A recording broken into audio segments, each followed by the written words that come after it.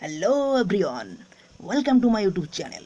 I am Ranjan Mondol, MA in first class, Rabindranath University, B.Ed, Radha Ramakrishna Mission. I am working book reviewer and history question solver. You can like and subscribe my YouTube channel, Itihasher Housepad, and you can like and follow me, my Facebook and Instagram page, Monomondol. You cannot change your future, but you can change your habit. And surely your habit will change your future. So let's begin. Original topic Bharat ইতিহাসের আদি পর্ব, যেটা কথা দিয়েছিলাম পড়াবো। প্রাচীনতম পর্ব থেকে 600 খ্রিস্টাব্দ পর্যন্ত এখানে পড়ানো হয়েছে। রণবীর চক্রবর্তীর মোস্ট ইম্পর্টেন্ট বুকগুলির মধ্যে একটা হচ্ছে ভারত ইতিহাসের আদি পর্ব, প্রাচীন ভারতের ওপরে মোস্ট ইম্পর্টেন্ট বুক। তো শুরু করার আগে কয়েকটি কথা বলে নেওয়া দরকার। প্রতিটা বইয়ে প্রথম একটা প্রস্তাবনা বলে একটা অধ্যায় থাকে। সেই অধ্যায়টি গুরুত্ব কতটা সেটা অনেকে জানে, অনেকে জানে না। তো যারা জানে না তাদের জন্য আমি কয়েকটি কথা বলে নিই। প্রস্তাবনা হলো বুকের প্রাণ, অর্থাৎ সমগ্র বুক যে ভিত্তিতে রচনা হয়েছে, মানে সমগ্র বুকের মধ্যে যতটা তথ্য বা যে তথ্যাবলী দেওয়ার প্রচেষ্টা হয়েছে তার একটা টোটাল ওভারভিউ প্রস্তাবনার মধ্যে দেওয়া হয়। অর্থাৎ লেখক এক কথায় শর্টে সমগ্র বুকটাকে প্রস্তাবনার মধ্যে তুলে ধরে। তো ভারত ইতিহাসের আদি পর্ব যে প্রস্তাবনা এখানে আছে, সেই প্রস্তাবনাটা আমাদের আগে জানা জরুরি, বিশেষ জরুরি। তা না হলে আমাদের বুকের যে প্রাণ তাকেই আমরা অবহেলা করব। কেন আমরা জানবো অতীতকে? অতীত কি? সেই অতীত বহু দূরের হতে পারে, আবার সাম্প্রতিক অতীতও হতে পারে। ইতিহাসের কারবার ভবিষ্যৎ নিয়ে নয়, অতীতের ঘটনাবলীর আলোকে ব্যাখ্যার মাধ্যমে ভবিষ্যতের আভাস দেওয়া এটাও ইতিহাসের কাজ নয়। তাহলে অতীতকে শুধু স্মৃতিচারণ করা, নাকি অতীত শুধুমাত্র বইয়ের পাতায় থাকে? না। কেন জানবো আমরা এই অতীতকে? অতীত সম্পর্কে জানতে গেলে আমাদের প্রথমত কাল বিভাজন সম্পর্কে জানতে হবে। কাল বিভাজন সম্পর্কে আমাদের প্রথমত জানতে হবে। এই কাল বিভাজনটা কি? অর্থাৎ আমরা অতীত, বর্তমান আর ভবিষ্যৎ যে তিনটি ধারা বা ধারণা নিয়ে আমরা বেঁচে আছি। অতীত কাকে বলবো? যেটা আগে ঘটে গেছে। ভবিষ্যৎ কাকে বলবো? যেটা এখনো ঘটেনি। তাহলে এই দুটির মাঝে, অতীত আর ভবিষ্যতের মাঝে যেটা বিরাজ করছে তাকেই আমরা বলছি বর্তমান। এই বর্তমানকে এত সহজেই শনাক্ত করা যায়? বর্তমান শনাক্তকরণের জন্য আমরা ব্যাকরণের যদি সাহায্য নিই, তাহলে ব্যাকরণে কীভাবে বলা হয়? বর্তমান ব্যাকরণে বলছে এটা ঘটমান বর্তমান, মানে এখানে সব কিছুই স্পষ্টভাবে দেখা যাচ্ছে। আমরা যা ঘটছে আমাদের চোখের সামনে সেটাই আমাদের বর্তমান। কিন্তু যা বর্তমান তাই অতীতে ঘটে যাওয়ার ফল। অতএব বর্তমানের মধ্যেই অতীত নিহিত, এবং বর্তমানকে অনুধাবন বা ব্যাখ্যা করতে গেলে সংশ্লিষ্ট অতীত সম্বন্ধে সচেতন থাকতেই হবে। আবার অন্যদিকে বর্তমান ভবিষ্যতের পক্ষে প্রস্তুতি পর্ব। তাহলে আমাদের ইচ্ছে থাকলেও যে কেবলমাত্র তাৎক্ষণিক সাম্প্রতিক অবস্থার মধ্যে সীমাবদ্ধ থাকবো সেটা হবে না।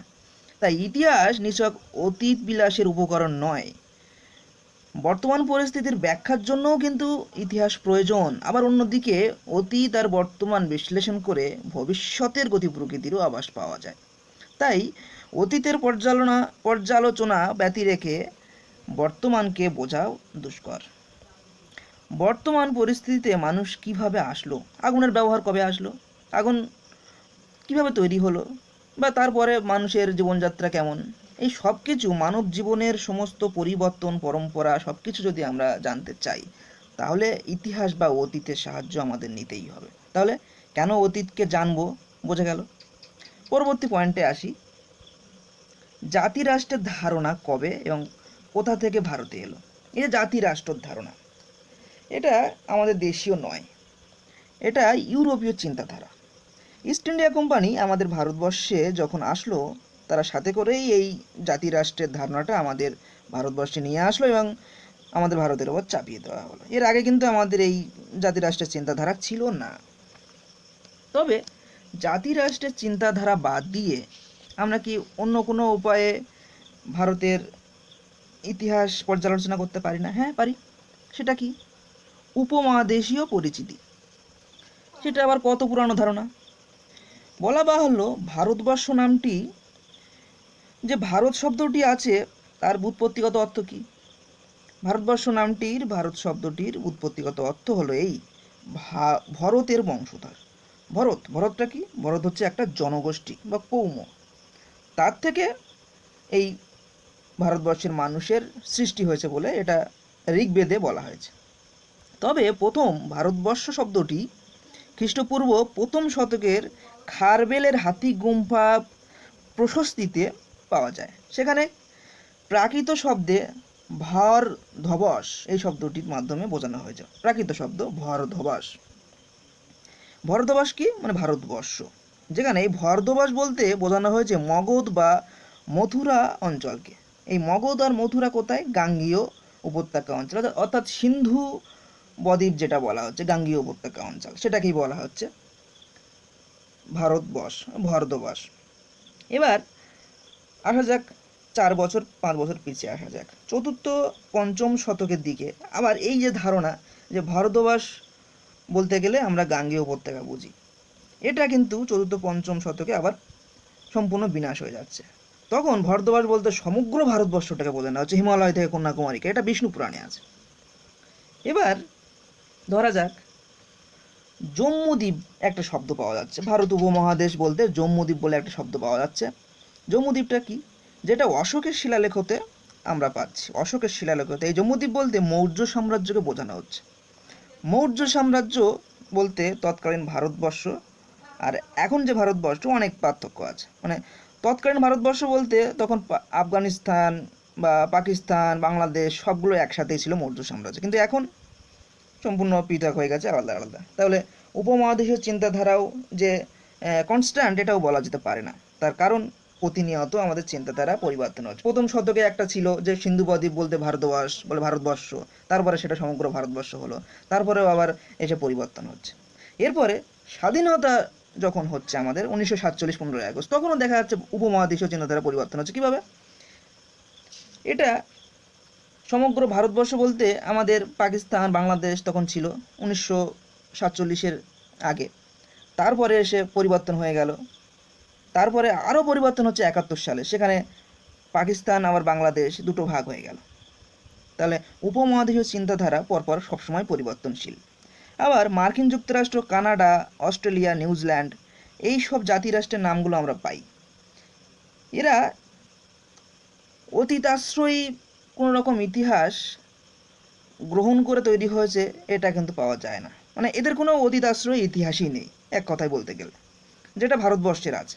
ভারতবর্ষের যে অতীতাশ্রয়ী ইতিহাস মানে বহু পুরানো, বহু যুগ যুগ পুরানো ভারতবর্ষের ইতিহাস।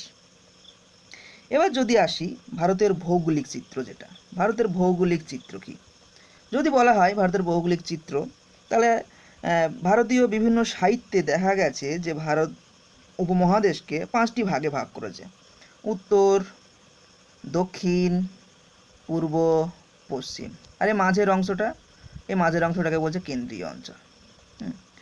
যেমন উত্তরাপথ আর দক্ষিণাপথ, এই দুটো জায়গাকেও আবার কিন্তু নির্দেশ করা হয়। যেমন হর্ষবর্ধনকে বলা হতো সকলোত্তর পথনাথ। হর্ষবর্ধন সকলোত্তর পথনাথ বা উত্তরাপথ, উত্তর দিকে সে থাকতো, আর রাজা ছিল এখানকার, তাকে বলা হচ্ছে যে সকলোত্তর পথনাথ। আবার দ্বিতীয় পুলকেশী, সেও দক্ষিণের দিকে থাকতো, তাকেও বলা হচ্ছে দক্ষিণাপথ। একটা প্রশ্নই থাকলো তোমাদের কাছে যে দ্বিতীয় পুলকেশীকে কী নামে ডাকা হতো। বেশ, তারপরে দক্ষিণ দিকের দেশকে আমরা জানি দ্রাবিড় দেশ। মানে দ্রাবিড় বলতে কি তামিল অধ্যুষিত এলাকা, দ্রাবিড় দেশ বলে পরিচিত।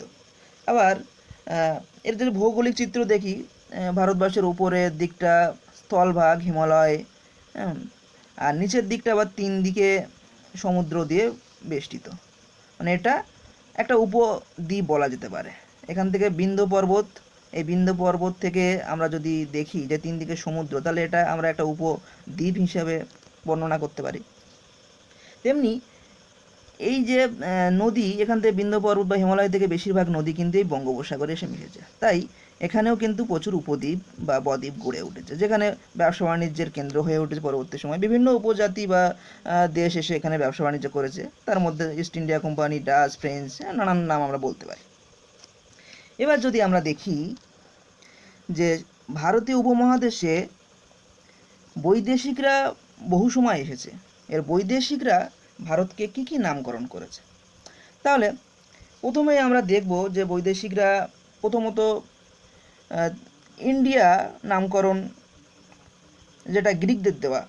হেরোডোটাস খ্রিস্টীয় ষষ্ঠ থেকে পঞ্চম শতকে, মানে এটা খ্রিস্টপূর্ব, এখানে প্রথম ইন্ডিয়া নামের উৎপত্তি হচ্ছে। হেরোডোটাস করছে, হেরোডোটাস তো কখনোই ভারতবর্ষে আসেনি, তাহলে কিভাবে সে নামকরণ করলো? সে নামকরণ করেছে পারস্যিক বা ইরানের যে লেখা, মানে ওখানকার ব্যবসায়ীরা এখানে আসতো, তাদের যে লেখনী বা তাদের যে মানে কথা শুনেছে আর কি, তাদের মুখে লোক কথা, সেই সব শুনে তার নামকরণ হয়েছে, ইন্ডিয়া নাম হয়েছে। এবার ইন্ডিয়ার নামটা কিভাবে হয়েছে সেটা যদি আমরা জানি। হুম, হকামনীষীয় দারাউস একটা শাসক, হকামনীষীয় দারাউস, যে ভারতের নিম্ন সিন্ধু এলাকা দখল করে। ভারতবর্ষের এই নিম্ন সিন্ধু এলাকা দখল করে। সিন্ধু এলাকায় এই জায়গাটা নিম্ন সিন্ধু এলাকা, এইখানটা দখল করে। এবার দখলের পর এই জায়গার যে সিন্ধু নাম, সেই সিন্ধুটা ইরানীয়রা উচ্চারণ করতে পারতো না। তাদের ভাষায় সিন্ধুর দন্তস্ব জিনিসটা নেই। এই দন্তস্বর জায়গায় তারা কি বিকল্প ব্যবহার করছে? হ ব্যবহার করছে। তার ফলে সিন্ধুটা বিকৃত হয়ে কি হয়ে গেল? হিন্দুস। আবার গ্রিক শব্দে আমরা দেখতে পাচ্ছি হয়ের উচ্চারণ নেই। এর হয়ের বিকল্প কি ব্যবহার হচ্ছে? হয়ের বিকল্প হিসেবে ব্যবহার হচ্ছে হস্যইকার ব্যবহার হচ্ছে। হস্যইকার ব্যবহার যখন হচ্ছে, তখন গ্রিক শব্দে এটা হয়ে যাচ্ছে ইন্ডিয়া, মানে সিন্ধু থেকে হিন্দুস, হিন্দুস থেকে ইন্ডিয়া চলে আসছে। এবার এই যে ইন্ডিয়া শব্দটা ব্যবহার হচ্ছে, এটা কোন জায়গাকে বোঝানো হচ্ছে? প্রথমত সিন্ধু ও তার আশেপাশের জায়গাগুলোকে কিন্তু বোঝানো হচ্ছে। পুরো ভারতবর্ষ, এখন যে ভারতবর্ষ আমরা দেখতে পাচ্ছি, সেই ভারতবর্ষ কিন্তু বোঝানো হয় না বা বোঝায়নি। ঠিক অনুরূপভাবে হিন্দুস্তান শব্দটা, এটাও কিন্তু সেই সিন্ধু বদ্বীপ অঞ্চল বলতে বোঝানো হয়েছে। ঠিক এই সেন্দু বা তিয়ানচু বা ইন্তু, এই শব্দটা চৈনিক শব্দ, এগুলোও কিন্তু বোঝানো হয়েছে ওই সিন্ধু বদ্বীপ অঞ্চল। পুরো ভারতবর্ষ কিন্তু কখনো বোঝানো হয়নি, কালক্রমে এটা পুরো ভারতবর্ষে পরিণত হয়েছে। এর মুসলিমরা হিন্দুস্তান নামকরণ করেছে বলে অনেকে মনে করে, কিন্তু এই ধারণাও ভ্রান্ত। তার কারণ আরবি ফার্সি রচনায় হিন্দুস্তান নামক দেশের প্রসঙ্গ বহুবার এলেও এই নামকরণের সাথে যে ধর্মীয় উপাদান আছে, এটা কিন্তু কোথাও নেই। নামটির প্রাচীনতম প্রয়োগ 262 খ্রিস্টাব্দে নকশি রুস্তম লেখতে দেখা যায়। 262 খ্রিস্টাব্দে নকশি রুস্তম লেখতে দেখা যায়। 262 খ্রিস্টাব্দে এই লেখতে 3টি ভাষা ছিল, একটা গ্রিক, একটা ইরানীয়, আর একটা পল্লবী। এই গ্রিক আর পল্লবী শব্দ দুটি ইন্ডিয়া আর হিন্দি। গ্রিক শব্দ ইন্ডিয়া আর পল্লবী শব্দ হিন্দি। এই দুটি শব্দের সমার্থক শব্দ হচ্ছে হিন্দুস্তান। হিন্দুস্তান হচ্ছে এই ইন্ডিয়া আর হিন্দি শব্দের সমার্থক শব্দ। এবার আসি সেন্দু বা তিয়ানচু বা ইন্দু শব্দ কোথা থেকে এসেছে। এটা চৈনিক শব্দ। হান বংশীয় দলিলে এই সেন্দু শব্দটি পাওয়া যায়, হান বংশীয় দলিলে। এখন আসি ইন্তু শব্দটি কোথা থেকে আসলো। ইন্তু শব্দ এটা হিউয়েন দিয়েছেন। হিউয়েন চৈনিক পরিব্রাজক, ভারতবর্ষে এসেছিলেন 629 থেকে 645 খ্রিস্টাব্দ পর্যন্ত ছিলেন ভারতবর্ষে। তার ভ্রমণ কাহিনীতে ইন্তু শব্দটি পাওয়া যায় ভারতবর্ষের প্রতিশব্দ হিসাবে। আর তিয়ানঝু এটা কিভাবে আসলো? এটা হচ্ছে এই সেন্দু শব্দ থেকে কালক্রমে পরিবর্তিত হয়ে তিয়ানঝু নামটাও এসছে। তাহলে উপমহাদেশের যে বৈদেশিক নামকরণ, ইন্ডিয়া, হিন্দুস্তান, সেন্তু বা ইন্তু, সবগুলোই আমরা দেখলাম। এবার আসি যুগ বিভাজন। ভারতীয় ইতিহাস চর্চায় যুগ বিভাজন একটা বিতর্কিত অধ্যায়। কেন বিতর্কিত? এবার আসবো এক এক করে। পাশ্চাত্য ধারা এখানে দেখতে পাবো। পাশ্চাত্য ধারা বলতে ইউরোপীয় ধারা। এখানে জেমস মিল একজন উপযোগীবাদী ঐতিহাসিক, সে কী করছে, ভারত ইতিহাস বিষয়ক একটা গ্রন্থ রচনা করে সেখানে ভারতের ইতিহাসকে হিন্দু, মুসলিম আর ব্রিটিশ এই তিনটি ধারায় বিভক্ত করে সে কি দেখাতে চাইছে, যে হিন্দু মুসলিম যুগটি ব্রিটিশ যুগের তুলনায় নিকৃষ্ট, মানে ব্রিটিশরা এসেই ভারতবর্ষের উন্নতি সাধন করেছে। এই জাতীয় যুগ বিভাজন করার পেছনে যে ধারণাটি দৃঢ়বদ্ধ তা হলো শাসকের বা শাসক বংশের ধর্মই আপামর জনগণের বা প্রজা বা তাদেরই ধর্ম হয়ে যাচ্ছে। শাসকের ধর্মমতের বা ধর্ম বিশ্বাসের মাপকাঠিতে ইতিহাসের কাল পর্যায় নির্দেশ করা, এটা পদ্ধতিগতভাবেই শুধু যে ভুল তা নয়, এটা তথ্যগতভাবেই ভুল। যদি ধরা হয় বৌদ্ধ ধর্মের জনপ্রিয়তা যখন তুঙ্গে, তখন বহু শাসকই বৌদ্ধ ধর্মের প্রতি আসক্তি দেখিয়েছেন, বৌদ্ধ ধর্ম গ্রহণ করেছেন।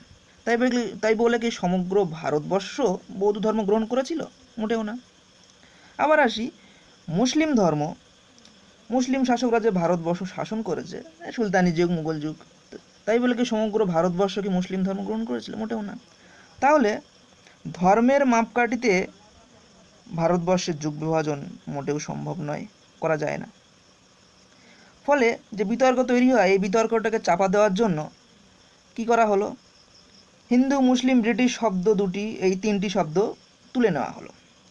নিয়ে কী করা হলো, তার পরিবর্তে প্রাচীন, মধ্য, আধুনিক এই তিনটি শব্দ বসিয়ে দেওয়া হলো। দেওয়ার পরে কি হলো, প্রাচীন, মধ্য, আধুনিক শব্দ তিনটি বসানো হলেও এখানে কিন্তু সেই ভাবধারায় থেকে গেল, যে সাম্প্রদায়িক ভাবধারা। কিভাবে?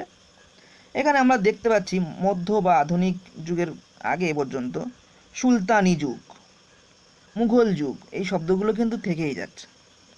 তাহলে আমরা কেন ইতিহাস চর্চায় ইউরোপীয় এই কাল বিভাজনকে গ্রহণ করতে যাব? বহু ঐতিহাসিকরা প্রশ্ন তুলেছেন, এটা একটা ঔপনিবেশিক মানসিকতার পরিচয় মাত্র। এবার আসি আমাদের প্রাচ্য চিন্তাধারায়। প্রাচ্য চিন্তাধারার মধ্যে চারটি শব্দ আমরা পাবো, যেটা যুগ বিভাজনের সাথে ওতপ্রোতভাবে জড়িত। একটা কি, সত্য, ত্রেতা, দাপর, কলি, এই চারটি শব্দ। এবার সত্য, ত্রেতা, দাপর, কলি এই চারটি শব্দ কিন্তু আবার একটা যুগ আর একটা যুগের থেকেও বেশি নিকৃষ্ট এরকমভাবে দেখানো হয়েছে ভারতীয় সাহিত্যগুলিতে, বা ভারতীয় পৌরাণিক সাহিত্য বা পুরাণ, গীতা, মহাভারত যেগুলো আছে। এখানে কি করা হয়েছে, সত্য যুগ সব থেকে বেশি পবিত্র যুগ, তারপরে ত্রেতা, তারপরে দাপর, সব থেকে নিকৃষ্ট যুগ কলি। এবার এখানে কিন্তু পরিবর্তন দেখানো হয়নি, এখানে বলেছে যে প্রত্যাবর্তন, মানে এই যে চারটি যুগ এর কিন্তু শেষ নেই, পুনরায় ফিরে আসবে। কলির পরে আবার সত্য, আবার ত্রেতা, আবার দাপর, আবার কলি, আবার পুনরায় কন্টিনিউ করবে। এখানে প্রত্যাবর্তন হবে, পরিবর্তন নেই। কিন্তু আধুনিক যুগের ঐতিহাসিকরা এই কাল পরম্পরায় কিছুটা নিজ চিন্তাভাবনা গ্রহণ করতে চেয়েছেন। যেমন তারা প্রাচীন, মধ্য, আধুনিক এই চিন্তাভাবনা বহিষ্কার করে তারা আদি, মধ্য, অন্ত এই কয়েকটি শব্দ ব্যবহারে মনোযোগ নিবেশ করেছেন। যেমন আমরা দেখতে পাচ্ছি রণবীর চক্রবর্তীকে, যার বইটি এই মুহূর্তে রিভিউ করা হচ্ছে, ভারত ইতিহাসের আদি পর্ব, আমরা হেডিংয়ে দেখেছি। এই আদি পর্ব শব্দটি তিনি ব্যবহার করেছেন। ঠিক অনুরূপভাবে নিহার রঞ্জন রায়, সেও বাঙালির ইতিহাস গ্রন্থে আদি পর্ব শব্দটিও গ্রহণ করেছেন। এইবার আসা যাক এনশিয়েন্ট শব্দটি নিয়ে একটা বিতর্ক। কোন জায়গাটা আমরা বলবো এনশিয়েন্ট বা প্রাচীন যুগ যেটা বলবো? অনেকে বলছে যে খ্রিস্টপূর্ব থেকে 1300 খ্রিস্টাব্দ পর্যন্ত সময়টা এনশিয়েন্ট যুগ বা প্রাচীন যুগের মধ্যে পড়বে। কিন্তু অনেক ঐতিহাসিক 600 থেকে 1300 খ্রিস্টাব্দ সময়টাকে একটু পৃথকভাবে দেখতে চেয়েছেন। কেন দেখতে চেয়েছেন? এই সময়ের মধ্যে সামাজিক, অর্থনৈতিক, রাজনৈতিক সব দিক থেকে একটা আলাদা বৈচিত্র্য, আলাদা রূপ দেখা গেছে। তার জন্য ঐতিহাসিকরা আদি মধ্যযুগ বলে এটাকে অভিহিত করতে চেয়েছে।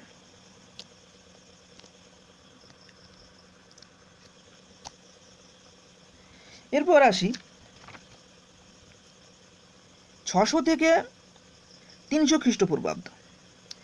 এই সময়কালে 600 থেকে 300 খ্রিস্টপূর্বাব্দের যে যুগ বিভাজন, এই সময় আমরা দেখেছি খ্রিস্টপূর্বাব্দে যা চলে যাচ্ছে, এটা এই সময়কালে আমরা দেখেছি যে কুষাণ যুগ, গুপ্ত যুগ, মৌর্য যুগ, সাতবাহন যুগ, এরকমভাবে আমরা পড়ে এসেছি বইয়ে।